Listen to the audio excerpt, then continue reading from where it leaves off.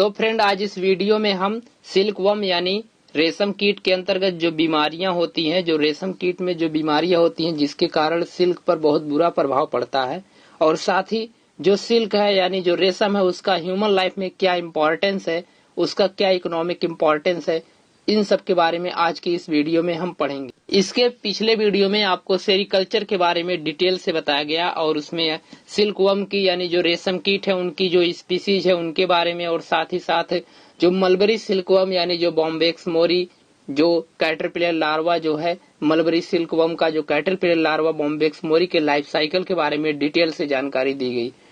अगर आप वो वीडियोज ना देखे हो तो उसका लिंक आपको वीडियो के डिस्क्रिप्शन में मिल जाएगा, वहां से आप उसे देख सकते हैं। तो आज का हमारा जो टॉपिक है वह डिजीजेज ऑफ सिल्क मॉथ यानी जो रेशम कीट में जो बीमारियां होती हैं कहीं ना कहीं उसके पूरे लाइफ साइकिल पर बहुत ही बुरा इफेक्ट पड़ता है। तो जो रेशम कीट में बीमारियां होती हैं और साथ ही साथ जो इकोनॉमिक इम्पोर्टेंस है सिल्क का यानी ह्यूमन लाइफ में जो रेशम का इम्पोर्टेंस है, इन सब के बारे में आज की इस वीडियो में हम पढ़ेंगे। तो चलिए शुरू करते हैं। तो पिछले वीडियो में आपको बताया गया था कि सेरिकल्चर के अंतर्गत हम सिल्क को ऑब्टेन करते हैं। एक चीज इसमें इम्पोर्टेंट है कि अगर आप सेरिकल्चर करवा रहे हैं तो जो सिल्क आप उससे ऑब्टेन कर रहे हैं वह सिल्क आपको रेशम कीट से नहीं मिल रहा, मतलब जो सिल्क एडल्ट जो वर्म होते हैं जिसे सिल्क मॉथ बोलते हैं उससे सिल्क हमें नहीं मिलता। सिल्क मॉथ से का जो उनका कैटरपिलर लार्वा होता है, सिल्क मॉथ का जो कैटरपिलर लार्वा होता है सिल्क हमें उससे ऑब्टेन होता है।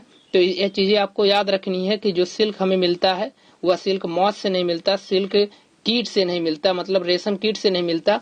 सिल्क हमें जो मिलता है वह उनके कैटरपिलर लार्वा से मिलता है। इसके अलावा जो सिल्कवर्म की जो लाइफ साइकिल है वह कहीं ना कहीं बहुत ज्यादा बीमारियों से क्षतिग्रस्त है, और ये बीमारियां उनके एग में इन्फेक्शन करती हैं, मतलब ये जो डिजीजेज हैं वे डायरेक्ट उनके एग में इन्फेक्शन कर देती हैं जिसके कारण उनकी अगले स्टेज में उनकी लार्वा की डेथ हो जाती है। तो इसमें जो पहली डिजीज है वह पेब्राइन डिजीज है।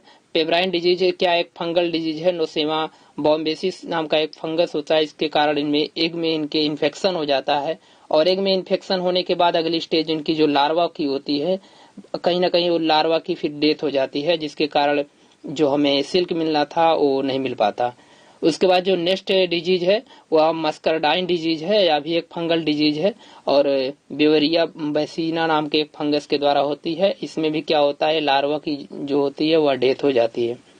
और इसके अलावा भी एक और डिजीज है फ्लेचेरिन डिजीज है या फिर एक लीथल डिजीज है जिसे वायरल बैक्टीरियल डिजीज भी बोल सकते हैं, या क्या है लीथल डिजीज है और इसे लीथल डायरिया भी बोलते हैं। तो यह भी बहुत ज्यादा इफेक्ट डालती है सिल्कवर्म की लाइफ साइकिल पर।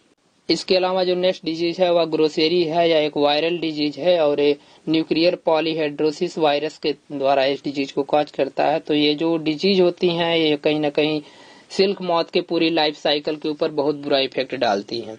इसके अलावा अगर इसके कुछ हम पॉइंट्स की बात करें तो जो सिल्क वर्म का जो कैटरपिलर लार्वा होता है उसमें जैसा कि आप जानते हैं और पिछले वीडियो में आपको बताया भी गया था कि जो इनमें जो क्या पाई जाती हैं कि ग्लैंड्स पाई जाती है जिसे सिल्क ग्लैंड भी बोलते हैं या फिर सिलेवरी ग्लैंड्स भी बोलते हैं। तो उससे एक पेस्टी सिक्रीशन होता है, और वो सिक्रीशन या फिर वो चिपचिपा पदार्थ जैसे ही एयर के कांटेक्ट में आता है वह एक थ्रेड का रूप ले लेता है, और बाद में यही फिर हमें सिल्क इससे ऑब्टेन होता है। इसके बाद जो नेक्स्ट है उसमें मतलब जो ये सिल्क ग्लैंड के द्वारा सिक्रीशन किए हुए जो थ्रेड्स होते हैं वो बहुत हार्ड होते हैं और स्ट्रांग होते हैं।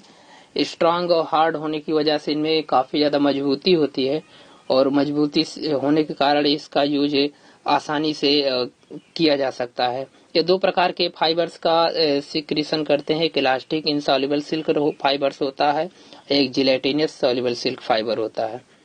इसके अलावा अगर हम सिल्कवर्म की इकोनॉमिक्स इंपॉर्टेंस की बात करें तो इसमें जो सिल्क होते हैं या फिर जो रेशम होता है उसका यूज पैरासूट बनाने में या फिर टेलीफोन वायर जो रहता है उनको बनाने में इसका यूज किया जाता है।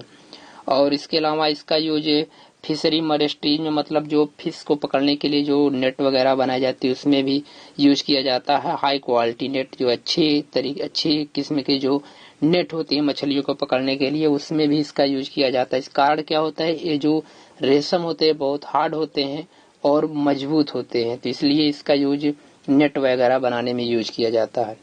It also use in high quality jacket glove, अच्छी किस्म की जो जैकेट्स वगैरह रहती है उसमें भी इस सेल का यूज किया जाता है।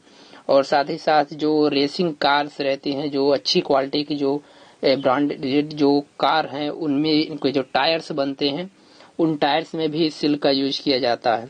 तो आज की इस वीडियो में हमने डिजीजेज ऑफ सिल्क मॉथ और साथ ही साथ कुछ इसके इकोनॉमिक्स इम्पोर्टेंस के बारे में, जो ह्यूमन लाइफ में जो इम्पोर्टेंस है सिल्क का, इनके बारे में आज की इस वीडियो में हमने देखा।